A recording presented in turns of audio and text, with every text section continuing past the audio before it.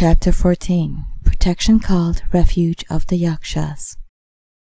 O great goddess Shri, a devout son or daughter of noble family who wishes to make inconceivably great and extensive offerings of resources and articles to past, future, and present Buddhas, and who is keen to know the profound Buddha sphere of past, future, and present Buddhas, should listen to this King of Glorious Sutras, the Sublime Golden Light, with full conviction, concentrated mind, and attentive ears at the place, monastery, or forest retreat where the Sublime Golden Light is completely expounded. Then the Tathagata, the Transcendent Victor, spoke these verses to further explain. He who wishes to make inconceivable offerings to all Buddhas, and who wishes to know the profound sphere of Tathagatas, should go to the place, whether monastery or dwelling, where this Sublime Sutra is explained. This sutra is inconceivable, for its ocean of virtue is without end. It frees every being from countless oceans of suffering. I have not seen the beginning, middle, nor likewise the sutra's end. This sutra is deeply profound, for there is nothing with which it compares, neither grains of sand in the Ganges, those on earth, in the oceans, nor atoms in the sky are its equal. When entering the sphere of reality, this person should go at that time, for inside there is a stupa, whose nature is Dharmadhatu, unchanging and profound. Inside it, this person will behold Buddha Shakyamuni expounding the sutra in a charming melodic voice. There and then this person will know this. Anyone who hears this sutra will gather an inconceivable mass of merit, and for astonishing, incalculable tens of millions of eons, he will experience pleasures human and divine. As soon as he enters that monastery or dwelling, his negative deeds will fall away. For those who are able to cross hundreds of leagues immured by pits of fire and endure acute hardship to hear this sutra, all bad dreams and evil signs, afflictions of planets and stars, dreadful spells and demons will immediately depart. The moment he enters that monastery or dwelling, inside he should set up a throne resembling a lotus, as revealed to him in a dream. Seated upon that throne, he should thoroughly teach this sutra. He should read what is written and likewise understand it. When he comes down from his throne, although he may go to another place, miracles will be seen there upon that throne.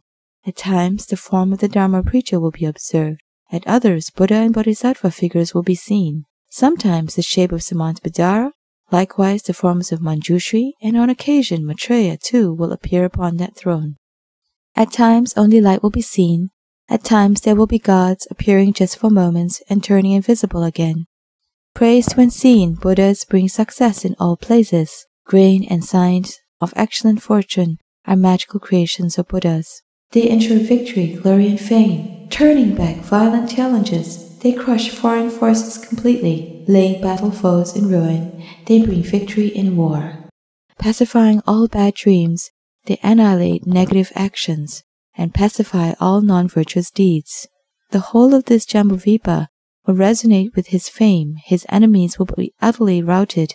His foes will be vanquished in full. He will abstain entirely from evil acts.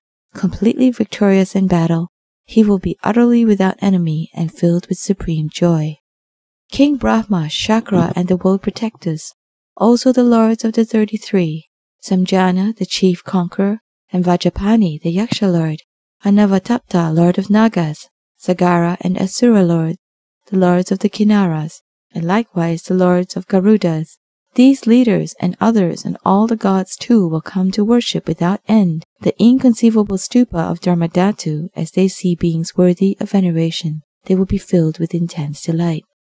All the glorious lords of gods will speak thus to themselves and one another. Behold, all these bestowed with merit, excellence, and glory. Men with pristine merit, their faith beyond belief, have arrived at this place to hear this profound sutra. They revere the stupa of Dharmadhatu. Inspired by compassion for the world, they work for the welfare of beings. They are vessels for the essence of that Dharma which is profound. By entering the sphere of reality, into this sutra they completely arrive. Those who hear the sublime virtue, the sublime golden light, in previous times have pleased hundreds of thousands of Buddhas. Through these roots of virtue, those who have heard this sutra will be granted full protection. In the four directions and in all places, by the kings of gods and Sarasvati, likewise Shri and Vaishavana, by the 4 kings with hundreds and thousands of Yakshas, possessed of miraculous powers and great strength. Indra, Soma and Yama, Vayu, Varuna and Skanda, Vishnu and Sarasvati, Prajapati and Hutashana, these protectors of the world who are powerful and outshine every foe, day and night will offer protection without fail to those who have heard this sutra. Narayana, Maheshvara, and the 2 powerful Yaksha lords, those 28 others led by Samjana and hundreds of thousands of Yakshas, possessed of great strength and supernatural power, will offer protection from fear and terror to those who have heard this sutra. Vajrapani, lord of the Yakshas, along with 500 Yakshas too, and every bodhisattva will offer protection to those who have heard this sutra. Manibhadra, lord of Yakshas, likewise Punabhadra, Kumbhira and Adavaka, Pingala and Kapila too, each Yaksha lord along with 500 Yakshas will offer protection to those who have heard this sutra. Chitrasena the Gandharva, Jinashaba king of conquerors, Manikanta and Nikanta, and Varshadipati too, Mahagrasa and Mahakala, along with Suvarnakesha, Panchika and Chagalapada, Mahabhaga, Pranalin and Dhammapala, Makata and Vali, Suchiroma and Suryamitra, likewise Ratnakesha, Mahapranalin and Nakula, along with Kamashishtra and Chandana, Nagayana, Haimavata, and likewise Satagiri.